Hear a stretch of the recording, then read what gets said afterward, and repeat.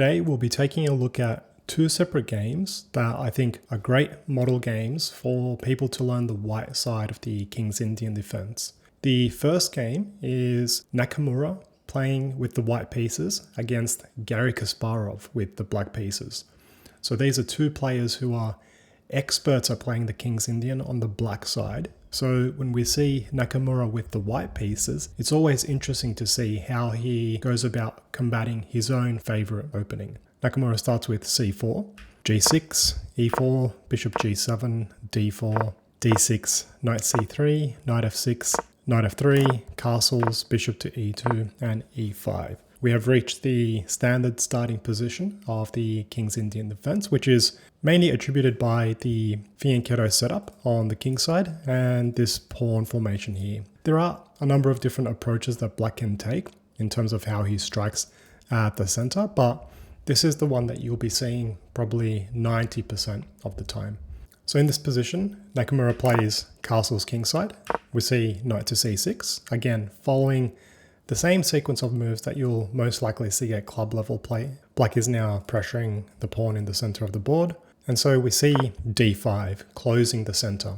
And this brings the knight back to e7. And when we have this set up here in the center of the board with the central pawns locked up like this, this is the situation where we have that typical style King's Indian play where black looks to expand on the king side and white looks to start pressuring and expanding on the queen side. So it's really when we see this locked up central pawn position that the flank attacks become possible. If the center of the board is fluid and not locked up like this, it can always be a double-edged decision to expand on the flanks when the center is fluid, because you could be creating a whole bunch of weaknesses on the flanks and then suddenly the center of the board blows open and your weaknesses are exposed. So that is why once we see the central pawns locked, that is when our brain needs to shift into that mindset that we now need to start playing on the flanks. And in this position here, Nakamura goes for the setup that I personally play myself. He drops his knight back to e1, and his idea with this move is actually quite deep. First of all, we know that black is going to be launching his kingside pawns forward. f5 is going to be coming pretty quickly. We'd like to eventually play f3 so that we have a nice pawn chain here supporting our central pawns. So moving the knight out of the way means that we can suddenly play f3 to support e4. Not only that, the knight on e1 actually is coming into d3, and from d3 we'll be supporting the c5 break. It is very important in this position that white is thinking about how he's preparing the move c5. From d3, the knight is excellently placed to support c5. Not only that, the knight on d3 actually supports another purpose, which we'll see in the next game. Remember how I said that we typically play f3 in these situations? Well, that knight that's on d3 can actually slot back into f2. Because we have played f3, the f2 square is available, and that knight can actually slot back into f2 where it helps guard some of the light squares around the white king. And it proves to be that the knight on f2 is actually a very strong defender of the white king. So a lot of really great benefits of playing this setup with knight to e1 to d3. Okay, so let's see how the game unfolds. Kasparov plays knight to d7, so he's looking to mobilize his f-pawn. Knight to d3, f5, and bishop to d2. So we don't need to rush playing f3 just at this stage, because if black were to take that pawn, we can simply recapture and our knight on e4 would actually be gloriously placed there. So there's no need to overreact at the moment. We don't need to defend that pawn just yet.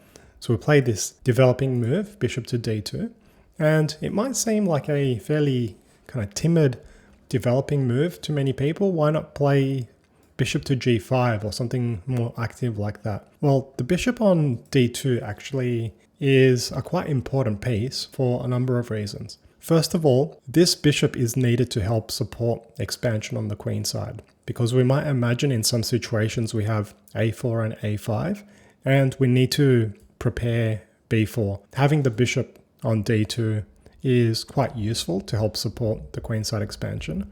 But not only that, once again, remember that plan that we are most likely playing f3. In many situations, that bishop slots back to e1 and provides some nice coverage on this diagonal here, e1 to h4. It proves to be a fairly important defensive resource in many situations to have that bishop on e1, because in many positions actually, you will see black end up with a aggressively posted knight on h4.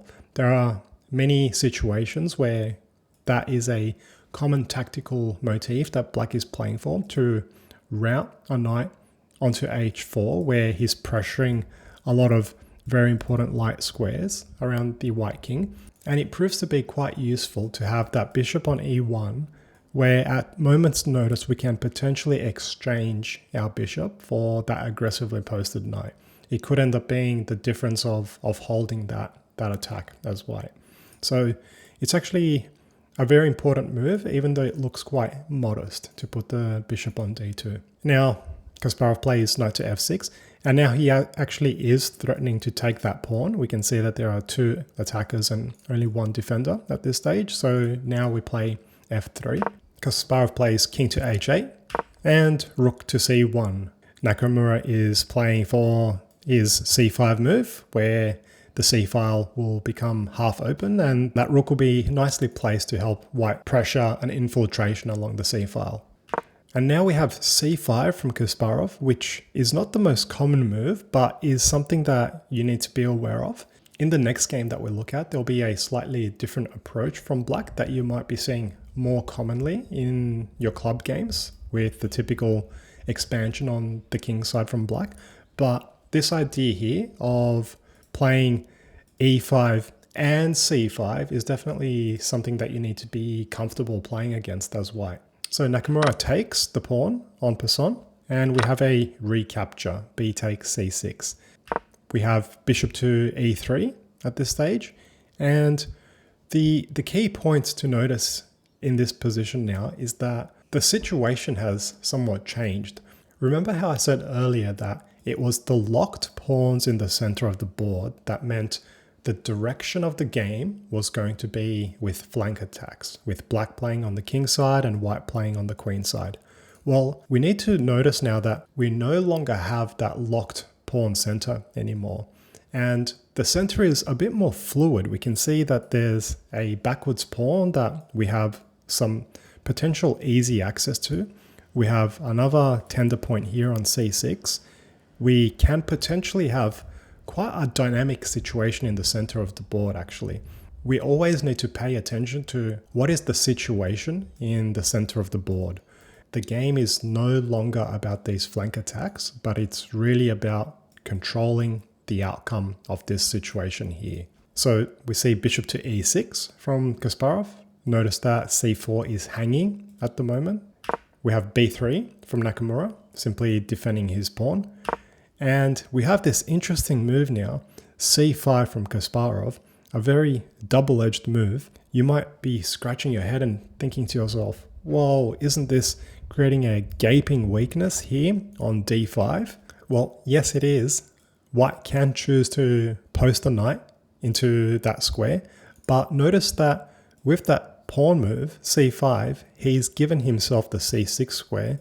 So yes, you can potentially come in here, but black might be looking to come into d4. So whenever we see these moves with the pawns, actually, it's a trade-off. We gain squares, but we lose squares at the same time. What's going to be more important in this situation? Is it going to be a knight jumping into d5, or is it a black knight jumping into d4? Well, Nakamura has different plans. He plays b4, exclamation mark. He's looking to undermine this structure. Notice that we have a lot of pressure on this c5 point here. We've got our knight, our bishop, and the pawn. There is no way that black can maintain defense of that pawn. So he is pretty much forced to capture c4, as when we played b3, b4, it left c4 hanging. Notice that. So b4, the bishop takes, white captures on c5. And in this position here, Kasparov plays a really nice move. He plays rook to c8. I know that a lot of club players here would be tempted to just take that pawn, but we need to understand that these pawns are going to be traded, right? If we take that pawn, a white piece is going to suddenly become very active, such as the bishop. But instead, if we allow white to take on d6 himself, and we recapture with the queen, then we are activating our pieces. So there's really no point to take this pawn as black. Let's instead play another move that improves our position. Rook to c8 from Kasparov. We capture on d6. Kasparov retakes, and now we see knight to c5. And there's a lot happening here at this point. Notice that with that move, knight to c5, we have unleashed our bishop on e2 onto black's bishop on c4, which is unguarded. The queen is hanging as well, so black has got two pieces hanging at the same time in this situation. So black doesn't have time to take the knight on c5, thinking that he's winning two pieces for the rook, because for starters, his queen is hanging and c4 is hanging as well. So in this position here, Kasparov first exchanges queens. Nakamura retakes with his f-rook. And now notice that the black bishop on c4 is still hanging, so we get some further exchanges, and I won't go into too much detail for the rest of this game as we have a lot more liquidation of pieces and we quickly get ourselves into a drawn endgame where the players repeat moves and reach an agreement. Okay, so let's dive into our second game. Now, this game is between Levon Aronian having the white pieces and Hikaru with the black pieces this time. So let's see how Nakamura navigates the King's Indian from the black side. So Levon opens with d4. We'll go through the opening moves very quickly as we quickly reach the standard King's Indian position, the same position that we had at last game, so this one here. And Levon plays castles, knight to c6, d5, knight e7, and once again we have this same move that we had in the previous game. Levon plays knight to e1 with the same idea as previously, looking to route that knight to d3. We have knight to d7, and again, remember from that first game, when we see these central pawns locked up like that in the center of the board, that gives us the license to start operating on the flanks. If we don't have a closed center, it is very dangerous and risky to play on the flanks like that. So just a general rule of thumb to keep in mind. We have a locked center, that means we're playing on the flanks.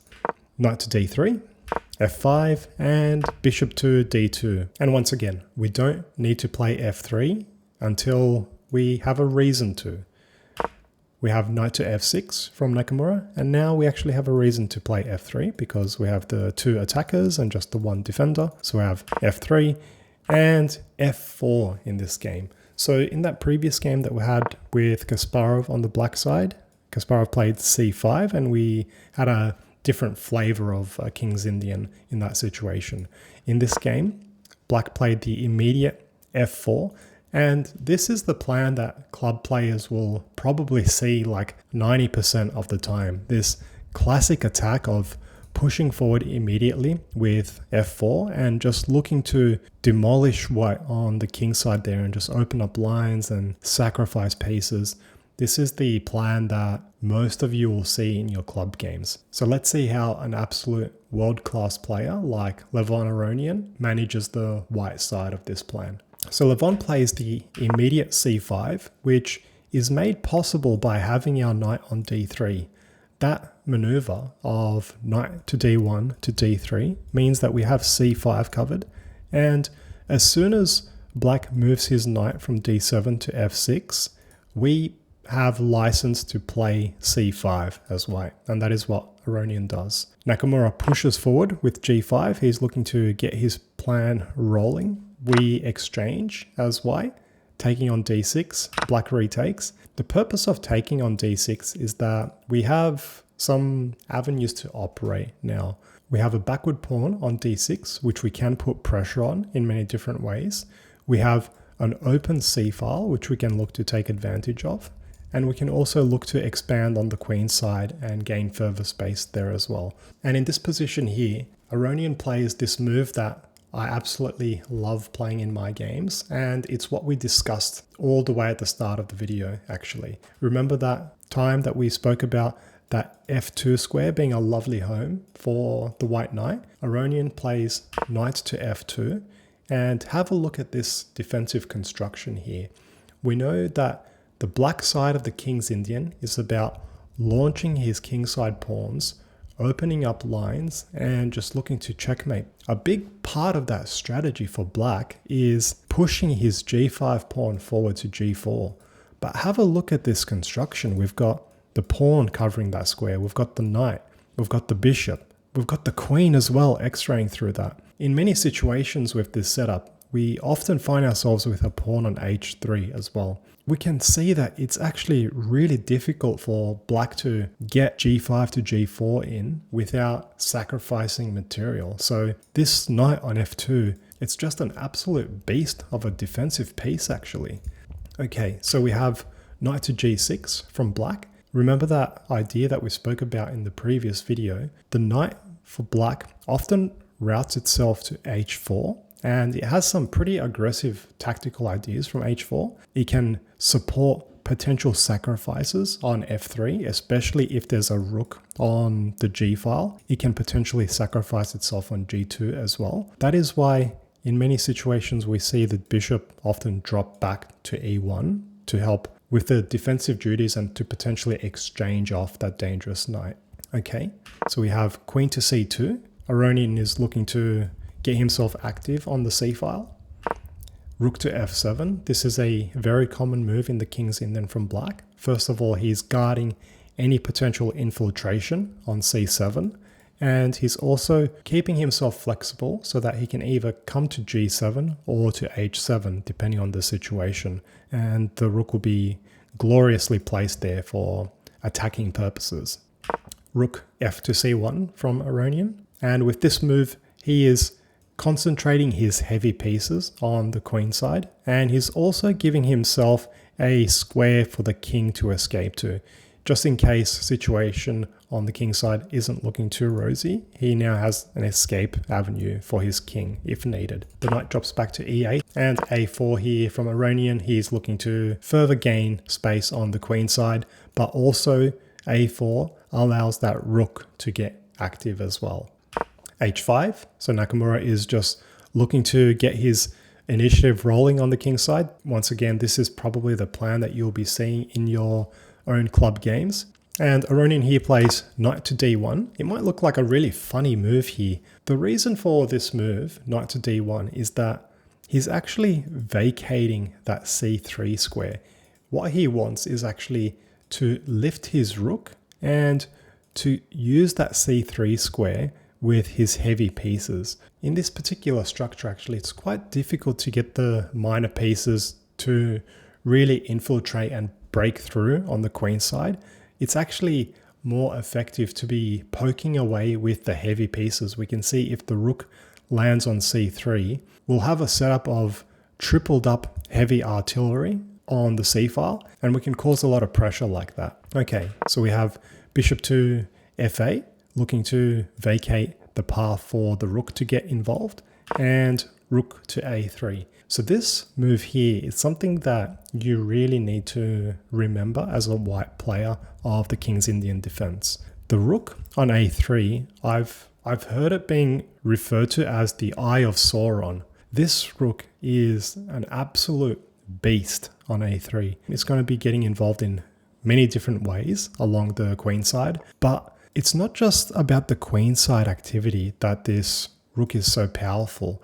In many situations, when black pushes forward, we see a situation where suddenly the third rank is cleared. We can imagine if potentially that f-pawn disappears. Having that rook on a3 to be able to scoot across to the king side often proves to be the difference between the position holding or the position being won for black, because we have to respect that the attack from black in the King's Indian defense is actually very potent. That is why so many players love playing that game. It is actually a very powerful attack that black has.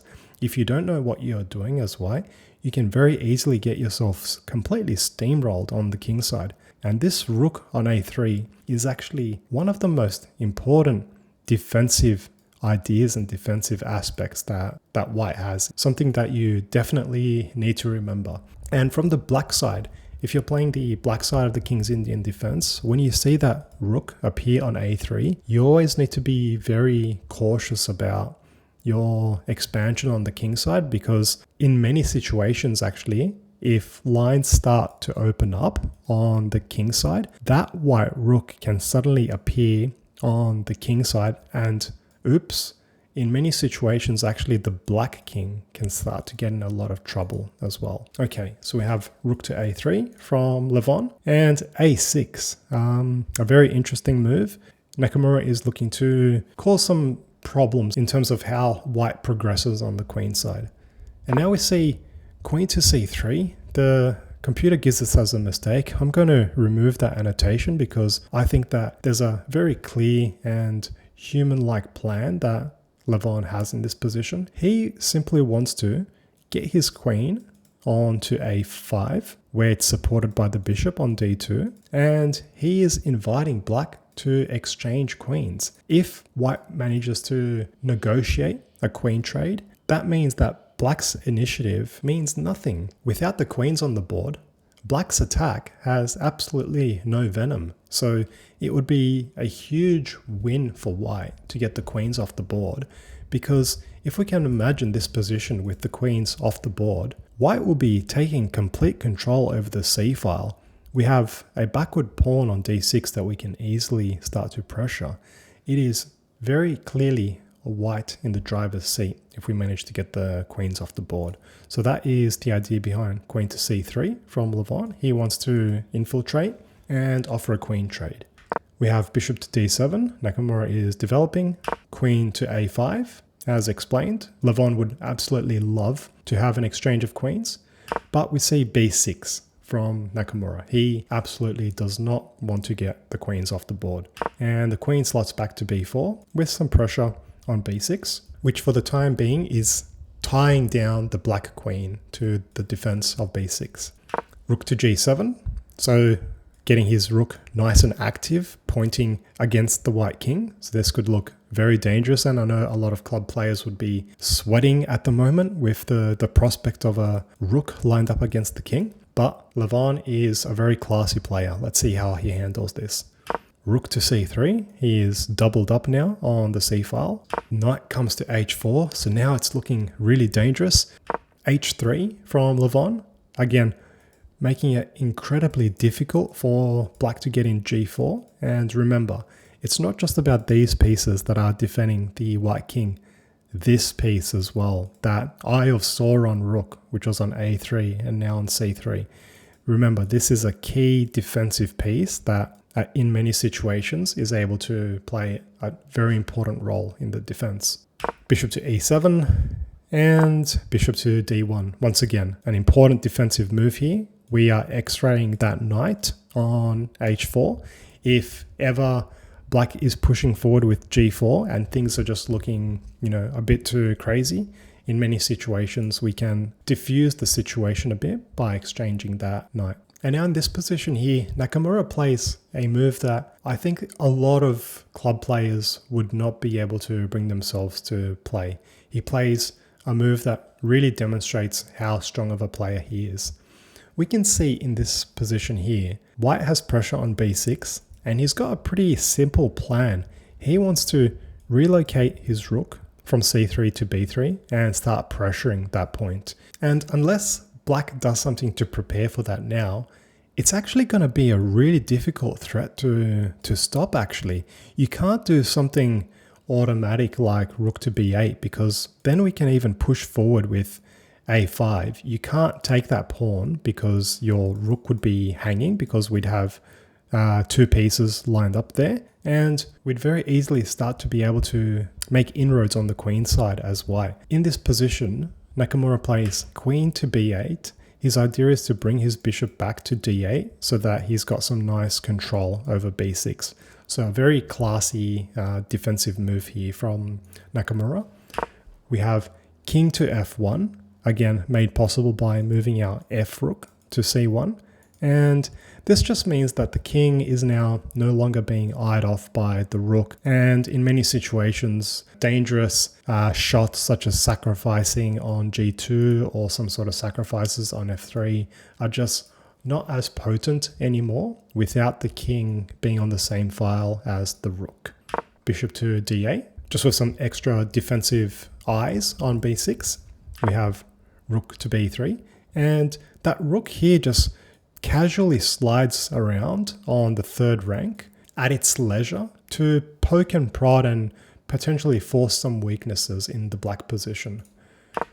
We have bishop to c7, queen to a3, queen to d8, and rook to c3 again. For the time being, keeping the black queen tied down to the defense of the bishop. So the bishop drops back to b8, which frees up the queen to roam about. And b4, starting to make progress here as white. Rook to a7, he's looking to make sure that there aren't any infiltration squares possible for the white heavy pieces. And in this position here, Levon plays a move that is absolutely thematic in terms of the white side of the King's Indian defense. Every player playing the white side of the kid needs to know this pattern. He plays rook to c6, and the move is given a double exclamation mark by the engine, deservedly so. He is offering an exchange sack, which would completely change the characteristic of the game. And let's see what would happen. In the game, Nakamura played b5, declining the sack, but let's see what happens if he took that rook. If the bishop takes on c6, a lot of people would be tempted to retake with the rook, but it's actually the pawn that we're retaking with. We'll be looking to, if possible, get a protected passed pawn, but it's not just about that pawn. The real situation here is this square here, the d5 square. We can very easily get a knight onto d5. We have a lot of access to this glorious diagonal, either with the queen or the bishop, and we'll be getting a fantastic piece on d5. And the characteristic of the game completely changes here. It's not that white is winning, but he is in the driver's seat.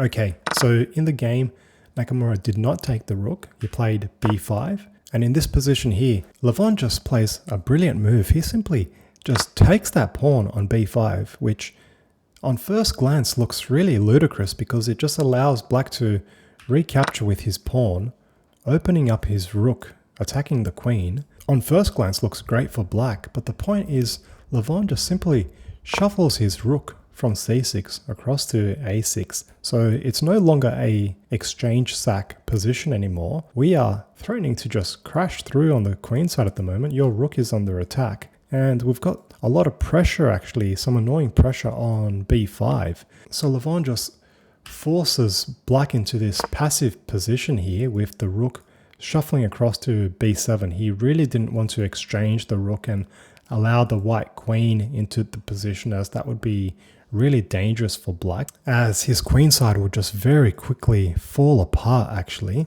And now have a look at this move here.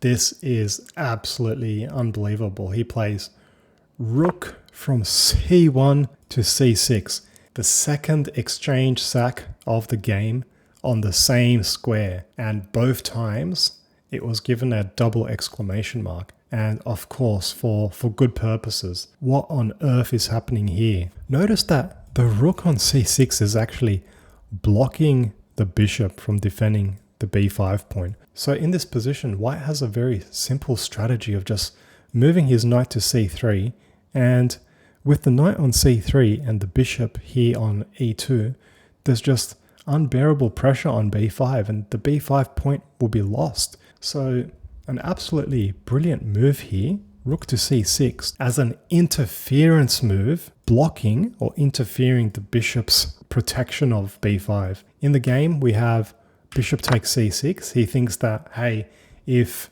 white is starting to crash through on the queen side, I may as well get an exchange for my troubles. I may as well take some material if I'm going to be suffering like that. He takes the rook, and Levon recaptures with the pawn, hitting the rook on b7.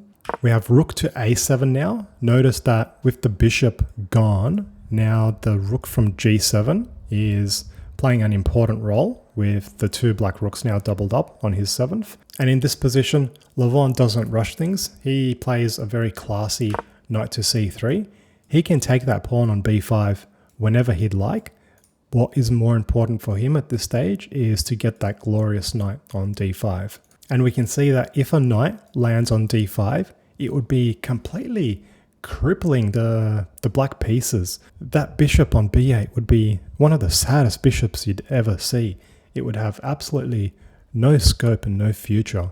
So in this position, Nakamura plays this desperate looking d5 move himself. He does not want to get into that position with a glorious knight on d5 and that backward d6 pawn just completely clogging up his position. Nakamura would rather jettison that pawn and completely give it away rather than have that pawn blocking up his position. And remember, Nakamura is an exchange up, so if he can liberate his position just by giving away one pawn, it's okay for him because he has the upper hand at the moment in terms of material, so he can very easily give away a little bit of material to liberate his position. The computer gives this as a mistake, but in terms of a practical try from a human perspective, I think that this is a really fascinating move that a lot of club players would benefit from studying actually. Sometimes it's better to jettison a pawn to get more mobility and more activity with your pieces than have this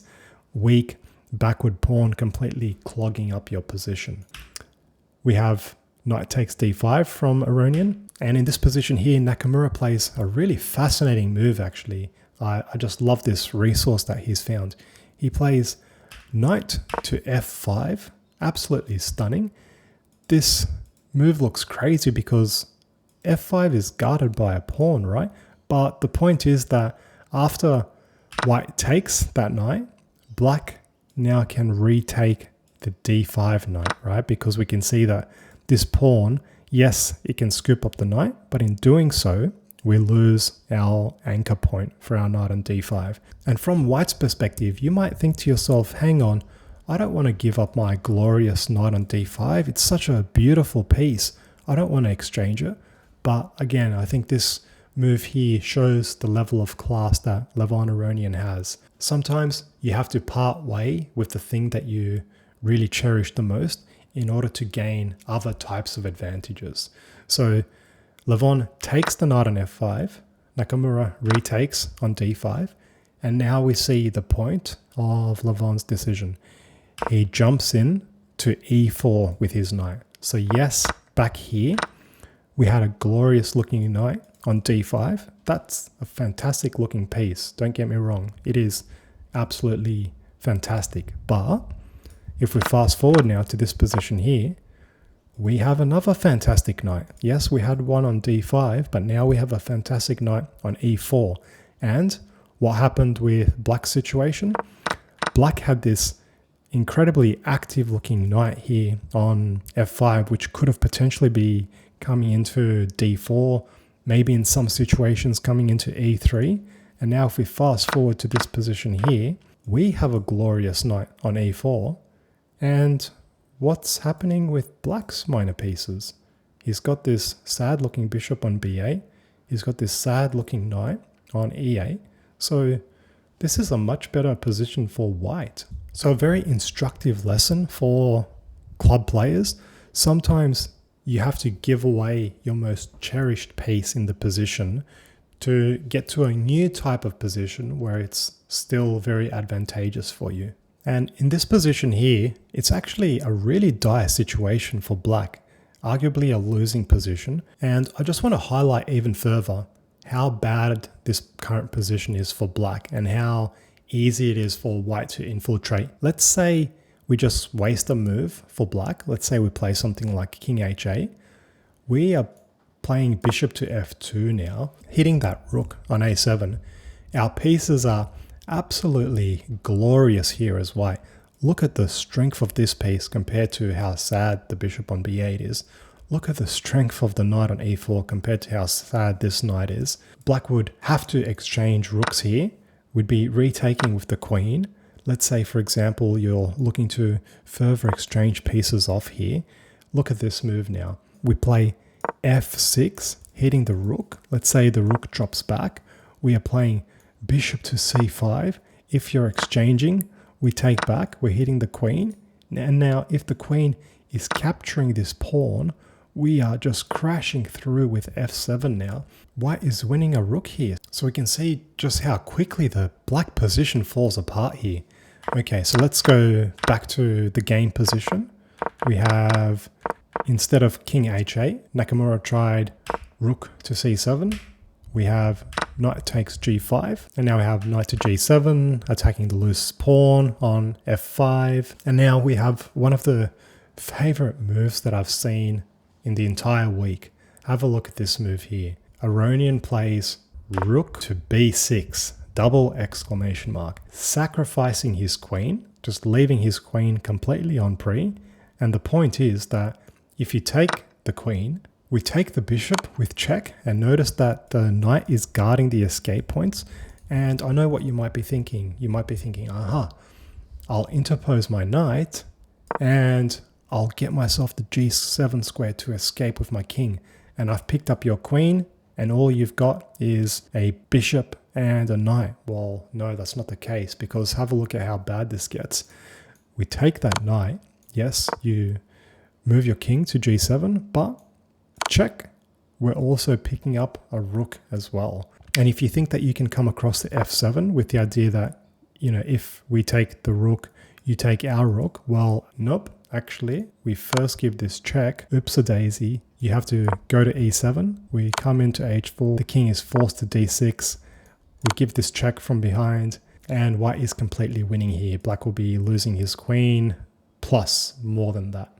Okay, so let's go back to the game position. After rook to b6, double exclamation mark, Nakamura plays knight takes f5. He has no interest in taking that queen, and his idea with that move is that he is now giving himself that g7 square immediately for the king. Levon takes the bishop. We have king to g7. And now Nakamura simply sidesteps with the queen. The queen is now no longer under attack. And so we've basically just picked up that bishop basically for free. Yes, we have sacrificed an exchange as white, but we have gotten a piece. So white is definitely in the driver's seat in this situation.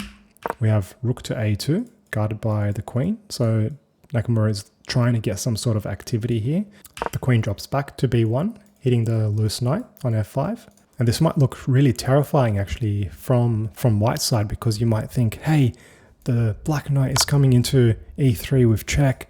The king is going to be shuffling across to the corner, and this looks really dangerous. Look at all these black pieces swarming around the white king, but actually the queen is infiltrating with support of the knight and support of the rook, so black is absolutely toast here. Okay, so in the game, Nakamura did not play knight to e3 check. He played a really cute move. He played rook to c2. Have a look at this. It looks like the rook is just completely hanging there. He's preventing the white queen from infiltrating on the light squares by interposing his rook in the way. And the point is that if the queen takes that rook, he comes in with knight to e3 check, and he'd be forking the king and the queen. So a very interesting and creative move actually, rook c2 from Nakamura. Aronian takes on b5 with his rook. He's hitting the queen now. The queen steps back to d6. And we have rook to b7 now, forcing an exchange of rooks as the black rook on c7 is pinned against the king. And if that piece takes, we are incredibly close to queening a pawn there. So Nakamura instead gets his king off the 7th rank and also attacks the knight on g5 as well. And now have a look at this move here. Absolutely unbelievable. He plays king to g1, and the computer gives it a double exclamation mark, deservedly so. What does this mean now? How can you play a move like king g1 in a situation like this? Well, if black takes the knight, now we can take the rook on c2, because that knight to e3 shot is no longer a check.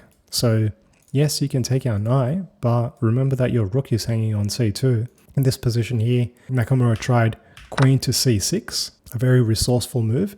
He is now protecting his rook on c2, attacking white's rook on b7, and the knight on g5 is hanging as well. So a lot of things happening in this position. Aronian plays knight to f7 check. Nakamura takes that knight, and Aronian captures the rook. And now in this position here, we have a few hanging pieces at the moment. We have the bishop on e2 is hanging from the rook, and the knight on f5 is hanging. So in this position, black played knight to e3, but we can see that if Nakamura tried to take this bishop, well, the rook would be coming into f5, and this would be a very easily winning position here for white. So instead, he tries to play knight to e3.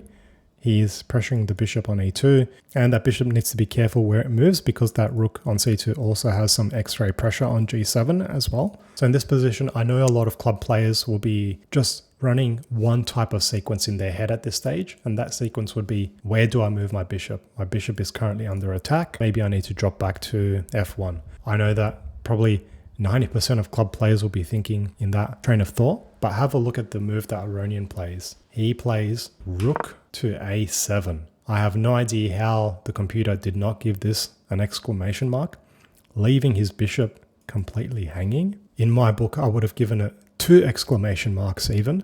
And the point is that if black were to take the bishop on e2, actually we're just crashing through with our queen here. The king is forced to g5. We play h4 check.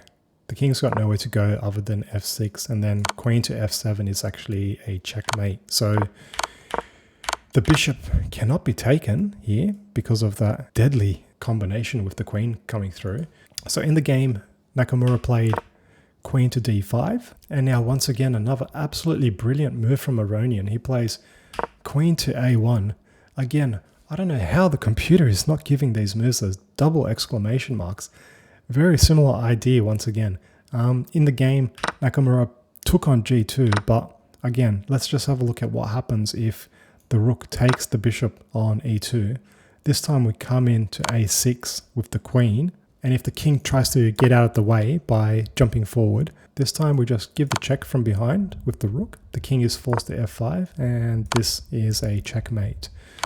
So once again, that bishop cannot be taken after queen a1. Nakamura tried taking on g2, but now simply after queen to a6 from Aronian, Nakamura resigned the game.